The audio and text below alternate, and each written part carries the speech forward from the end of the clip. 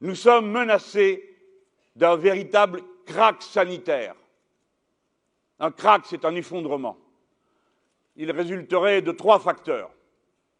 Le premier, ce sont des défis sanitaires totalement nouveaux. Le second, c'est un appareil de soins, un ensemble de moyens de soins qui est en voie de dislocation. Et le troisième, le plus grave, le plus important, le plus décisif, c'est ce qu'il y a dans la tête des décideurs. Une vision absolument absurde, mercantile, entrepreneuriale, comme ils disent, pour se gargariser avec des mots dont ils ne savent plus très bien ce qu'ils veulent dire, mais qui font si bien au goûter de la marquise. Cette vision de la santé nous rend incapables de répondre à ce que nous voyons se lever devant nous. D'abord, le déchaînement de nouvelles épidémies. Comment a-t-on pu en arriver là?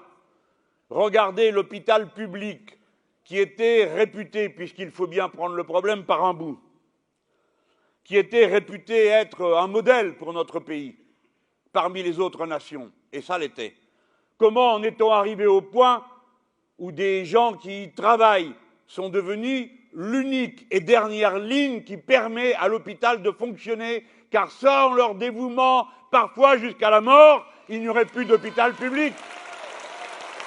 Non, tout ça n'est pas normal. C'est pourquoi je vous parle d'un krach sanitaire en vue.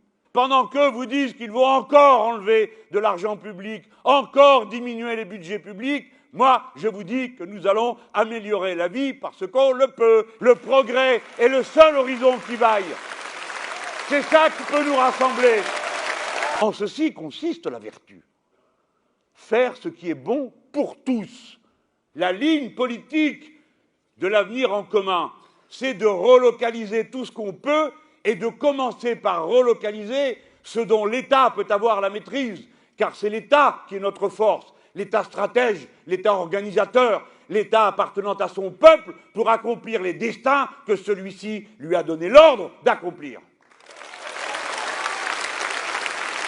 Ne doutez pas une seconde de ça. S'il faut gouverner, nous saurons le faire et le jour numéro 1 sera le jour numéro 1, pas le jour numéro 2. Dès le premier jour, il y aura l'équipe qu'il faut. Ah, bien sûr, ce ne sont pas les visages que vous avez l'habitude de voir. C'est vrai que beaucoup d'entre eux sont très jeunes.